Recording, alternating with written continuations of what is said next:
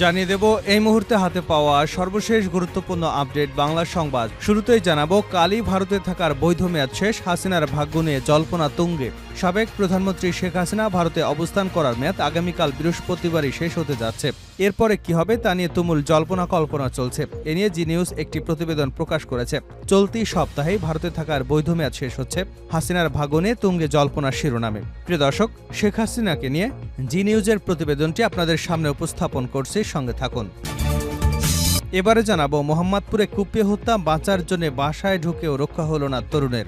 রাজধানীর মোহাম্মদপুর থানার কাটাসুর এলাকায় বাসায় ঢুকে এক তরুণকে কুপিয়ে হত্যা করেছে দুর্বৃত্তরা। নিহতের নাম শাহাদাত হোসেন। জানা গেছে, দুর্বৃত্তদের হাত থেকে বাঁচার জন্য শাহাদাত হোসেন দৌড়ে একটি বাসায় ঢুকে পড়ে, তবে বাসায় ঢুকেও শেষ রক্ষা হয়নি তার।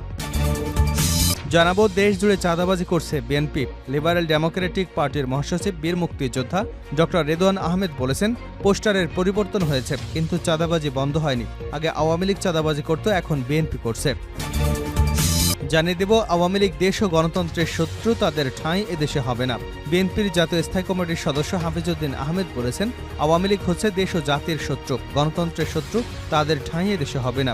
খুনি ও গণতন্ত্র হত্যাকারী আওয়ামী লীগের রাজনীতি এদেশে করার কোনো অধিকার নেই। এদিকে বাংলাদেশকে সার দিচ্ছে না সরবরাহকারীরা। ডলার সংকটের কারণে গত জুন থেকে এলসি বন্ধ থাকায় বাংলাদেশকে সার সরবরাহকারী আন্তর্জাতিক পর্যায়ের প্রতিষ্ঠানগুলো ৮ কোটি মার্কিন ডলার বকেয়া পড়েছে।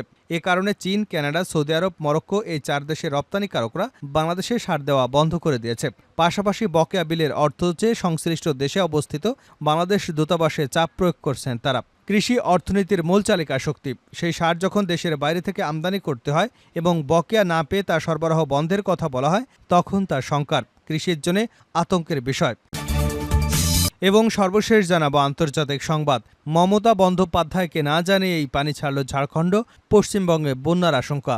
ঝাড়খণ্ডের দামোদর ভ্যালি কর্পোরেশন পানি ছাড়ায় পশ্চিমবঙ্গের বন্যা পরিস্থিতি তৈরি হয়েছে বলে অভিযোগ করেছেন পশ্চিমবঙ্গের মুখ্যমন্ত্রী মমতা ব্যানার্জি। সোমবার রাতে চিকিৎসকদের সঙ্গে বৈঠক শেষে সাংবাদিকদের মুখোমুখি হয়ে এমন অভিযোগ করেন তিনি। মুখ্যমন্ত্রী বলেন, মঙ্গলবার অনেক পানি ঢুকবে, এত রাতে ৩৫ জনকে উদ্ধার করব কি করে? সকালে বিপর্যয় মোকাবেলা দপ্তরে দল পাঠানো হবে, চিফ সেক্রেটারি নিজে মনিটরিং করছেন। এতক্ষণ শিরোনাম শুনছিলেন, এবার বিস্তারিত। প্রিয় দর্শক, আপনি যদি এই চ্যানেলে নতুন হয়ে থাকেন, ভিডিওটি দেখতে দেখতে চ্যানেলটি সাবস্ক্রাইব করে আমাদের সঙ্গে থাকুন। আর এই ভিডিও সম্পর্কে আপনি আপনার মূল্যবান মতামতটি কমেন্ট বক্সে জানিয়ে দিন। আর হ্যাঁ প্রিয় দর্শক, জানিয়ে দিন ভিডিওটি কোথা থেকে দেখছেন। আগামীকালই ভারতে থাকার বৈধ মেয়াদ শেষ, হাসিনার ভাগ্য নিয়ে জল্পনার তুঙ্গে। সাবেক প্রধানমন্ত্রী শেখ হাসিনার ভারতে অবস্থান করার মেয়াদ আগামীকাল বৃহস্পতিবারই শেষ হয়ে যাচ্ছে। এরপর কি হবে তা নিয়ে তুমুল জল্পনা কল্পনা চলছে। এ নিয়ে জি নিউজ একটি প্রতিবেদন প্রকাশ করেছে। চলতি সপ্তাহেই ভারতে থাকার বৈধ মেয়াদ শেষ, হাসিনার ভাগ্য নিয়ে তুঙ্গে জল্পনা শিরোনামে সেটি আপনাদের সামনে উপস্থাপন করছি। শেখ হাসিনাকে দেশে ফেরানো নিয়ে কিছুদিন আগে বাংলাদেশের যে চিৎকার ছিল তা খানিকটা স্থমিত হয়ে এসেছে। এদিকে বৃহস্পতিবারে শেখ হাসিনার ভারতে থাকার মেয়াদ শেষ হচ্ছে, অর্থাৎ কূটনৈতিক পাসপোর্টের দৌলতে তিনি যে ভারতে ৪৫ দিন থাকতে পারেন তার পূর্ণ হচ্ছে ওই দিন। এখন প্রশ্ন, তারপরে কি করবে ভারত? রাজনৈতিক মহলে প্রশ্ন, শুক্রবার থেকে শেখ হাসিনা কোন আইনের বলে ভারতে থাকবেন? মঙ্গলবার ভারতের পররাষ্ট্র মন্ত্রণালয় মুখপাত্র জানিয়েছেন, কূটনৈতিক পাসপোর্টের দৌলতে শেখ হাসিনা ভারতে থাকার মেয়াদ শেষ হলেও তাকে বাংলাদেশের হাতে তুলে দেওয়ার সম্ভাবনা নেই। তাহলে কোন বলে ভারতে থাকবেন শেখ হাসিনা? কোনো মহলের যুক্তি, হয়তো তিব্বতী ধর্মগুরু দলাই লামার মতো সাময়িকভাবে রাজনৈতিক আশ্রয় দেওয়া হতে পারে শেখ হাসিনাকে। উল্লেখ্য, জনবিক্ষোভের জেরে গত ৫ আগস্ট ভারতে চলে যান শেখ হাসিনা। তারপর থেকে তিনি ভারতে অবস্থান করছেন। তার কূটনৈতিক পাসপোর্ট বাতিল করেছে বাংলাদেশ সরকার। ফলে ভারতে থাকার বিষয়টি এখন ভারতের সিদ্ধান্তের উপরে নির্ভর করে যাচ্ছে। শেখ হাসিনা দেশ ছাড়ার পরপরই সেদেশে বিএনপি সহ অন্যান্য দল দাবি তুলেছিল শেখ হাসিনাকে ভারত থেকে এনে বিচার করতে হবে। প্রসঙ্গত, ইতিমধ্যে তার বিরুদ্ধে খুনের মামলা দায়ের হয়েছে। এখন ভারত শেখ হাসিনাকে ফেরত দিতে না চাইলে কি করবে বাংলাদেশ? ইউনূস সরকার কি এ নিয়ে ভারতের সঙ্গে সংঘাতে যাবে, নাকি ভারতকে এখনই চটাতে চাইবে না?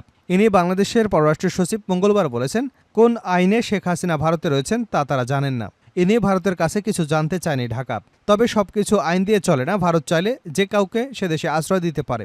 হাসিনাকে দেশে ফেরানোর ঝুঁকি অনেক। তাকে দেশে ফেরালে আওয়ামী লীগ ফের রাস্তায় নেমে পড়তে পারে, এতে দেশে প্রবল অসন্তোষ ছড়াতে পারে।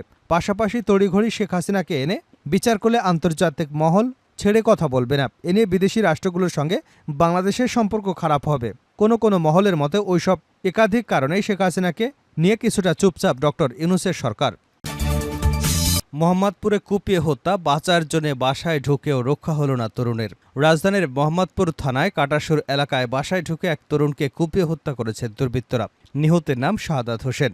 জানা গেছে, দুর্বৃত্তদের থেকে বাঁচার জন্য শাহাদাত হোসেন দৌড়ে একটি বাসায় ঢুকে পড়েন। তবে বাসায় ঢুকেও শেষ রক্ষা হয়নি তার। মঙ্গলবার রাত 10:30টার পর রাজধানীর মোহাম্মদপুরের কাটাসুর এলাকায় গ্রিন ভিউ হাউজিংয়ে এ ঘটনা ঘটে। বিষয়টি নিশ্চিত করেছেন মোহাম্মদপুর থানার ভারপ্রাপ্ত কর্মকর্তা আলী ইফতেখার হাসান। তিনি বলেন, শাহাদাত নামের একজনকে বাসায় ঢুকে কুপিয়ে হত্যার ঘটনা ঘটেছে। নিহত শাহাদাতের বাড়ি নারায়ণগঞ্জের চাম্পানগর এলাকায়। হামলার পরে স্থানীয়রা সোহরাওয়ার্দী মেডিকেল কলেজ হাসপাতালে নিলে কর্তব্যরত চিকিৎসক তাকে মৃত ঘোষণা করেন। মরদেহ সোহরাওয়ার্দী মেডিকেল কলেজ হাসপাতালের মর্গে রাখা হয়েছে। এ ঘটনায় আইনি ব্যবস্থা প্রক্রিয়াধীন। দেশজুড়ে চাঁদাবাজি করছে বিএনপি। লিবারেল ডেমোক্রেটিক পার্টির মহাসচিব বীর মুক্তিযোদ্ধা ডক্টর রেদওয়ান আহমেদ বলেছেন, পোস্টারের পরিবর্তন হয়েছে কিন্তু চাঁদাবাজি বন্ধ হয়নি। আগে আওয়ামী লীগ চাঁদাবাজি করত, এখন করছে বিএনপি। সোমবার চান্দিনা উপজেলার কেরুনখাল ইউনিয়ন এলডিপি আয়োজিত জনসভায় প্রধান অতিথির বক্তব্যে এসব কথা বলেন তিনি। সাবেক প্রতিমন্ত্রী ডক্টর রেদওয়ান আহমেদ বলেন, সারা দেশে প্রতিদিন যে পরিমাণ চাঁদা দিতে হয় তা প্রতিটি জিনিসপত্রের দামের উপর 5% যোগ করছে। আর সেই বাড়তি টাকা আমাদের জনগণকে দিতে হচ্ছে। রাজধানীর কাউরান বাজার থেকে শুরু করে সদরঘাট সহ সর্বত্রই চলছে বিএনপির চাঁদাবাজি। বিএনপির অনেক নেতাকর্মী রাতারাতি বিলাসবহুল গাড়ি কিনে ফেলেছেন। বিএনপির চাঁদাবাজি এখন পত্রপত্রিকায় আসছে। আর যদি চাঁদাবাজি বন্ধ হয়, জিনিসপত্রের দাম অনেক কমে যাবে। তিনি আরও বলেন, বিএনপির চাঁদাবাজি সম্পর্কে তারেক রহমান, মির্জা ফখরুল ইসলাম আলমগীর সহ অন্তর্বর্তী সরকারের প্রধান উপদেষ্টাকেও অবহিত করেছে। দেশজুড়ে দ্রুত চাঁদাবাজি বন্ধ না করা হলে জনমনের স্বস্তি ফিরে আসবে না। আওয়ামী লীগ দেশ ও গণতন্ত্রের শত্রু, তাদের ঠাঁই এদেশে হবে না। বিএনপির জাতীয় স্থায়ী কমিটির সদস্য মেজর অবসরপ্রাপ্ত হাফিজউদ্দিন আহমেদ বীরবিক্রম বলেছেন, আওয়ামী লীগ হচ্ছে দেশ, জাতি এবং গণতন্ত্রের শত্রু, তাদের ঠাঁই এদেশে হবে না। খুনি ও গণতন্ত্র হত্যাকারী আওয়ামী লীগের রাজনীতি এদেশে করার কোনো অধিকার নেই।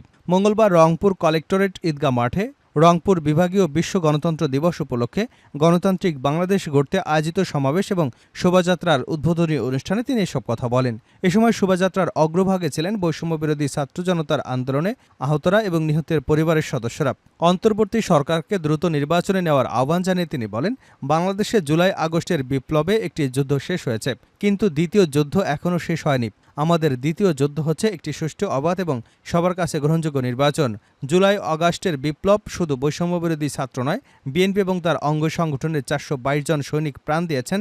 উল্লেখ করে তিনি বলেন, বিগত 17 বছরে বিএনপি লাগাতার আন্দোলনের মাধ্যমে বিপ্লবের ক্ষেত্র তৈরি করেছে। বিএনপি একটি দেশপ্রেমিক দল, অথচ কেউ কেউ অপকর্ম করে এই দলের উপর দোষ চাপাতে চাইছে। এ ব্যাপারে নেতাকর্মীদের সতর্ক থাকার আহ্বান জানান।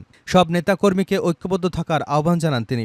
রংপুর মহানগর বিএনপির আহ্বায়ক আসাদুজ্জামান সামর সভাপতিত্বে বক্তব্য দেন বিএনপি রংপুর বিভাগীয় সাংগঠনিক সম্পাদক অধ্যাপক আসাদুল হাবিব দুলু। মমতাকে না জানিয়েই পানি ছাড়ল ঝাড়খণ্ড, পশ্চিমবঙ্গে বন্যার আশঙ্কা। দামোদর ভ্যালি কর্পোরেশনে পানি ছাড়ায় পশ্চিমবঙ্গে বন্যা পরিস্থিতি তৈরি হয়েছে বলে অভিযোগ করেছেন পশ্চিমবঙ্গের মুখ্যমন্ত্রী মমতা ব্যানার্জি। সোমবার রাতে চিকিৎসকদের সঙ্গে বৈঠক শেষে সাংবাদিকদের মুখোমুখি হয়ে এমন অভিযোগ করেন তিনি। মুখ্যমন্ত্রী বলেন, মঙ্গলবার অনেক পানি ঢুকবে, এত রাতে 35 জনকে উদ্ধার করব কি করে? সকালে বিপর্যয় মোকাবেলা দপ্তরে দল পাঠাবো, চিফ সেক্রেটারি নিজে মনিটরিং করছেন। বন্যা পরিস্থিতি নিয়ে মমতা আরও বলেন, খানাকুলে 35 জন আটকে রয়েছে, তা নিয়ে চিন্তা আছে। হঠাৎ পানি ছেড়েছে ডিভিসি। ঝাড়খণ্ডের মুখ্যমন্ত্রী হেমন্ত সোরেনের সঙ্গে 3 বার ফোনে কথা বলেছি, জানি না কি হবে।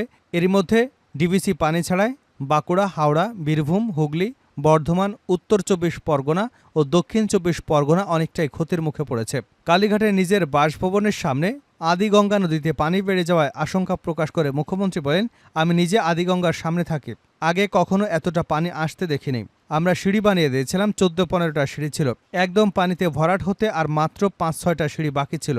এরপর বারণ করা সত্ত্বেও পানি ছেড়ে দেয়, তাহলে বন্যা আটকানো যাবে না। ডিভিসি বলছে, পানি না ছাড়লে ওদের ওখানে বন্যা হবে, তোমাদের ওখানে বন্যা হবে বলে তুমি আরেকটা রাজ্যকে ভাসাতে পারো না।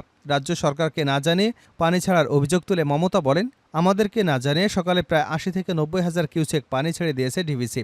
এমনিতেই 3-4 দিন লাগাতার বৃষ্টিতে আমাদের নদী ও বাঁধগুলো প্রায় উপচে পড়ার মতো অবস্থা। তার মধ্যে নতুন করে ছাড়া পানি বিকেলে পৌঁছবে। আমি সবাইকে বলবো, সতর্কতা অবলম্বন করে ধীরে ধীরে রিলিফ সেন্টারগুলোতে যান।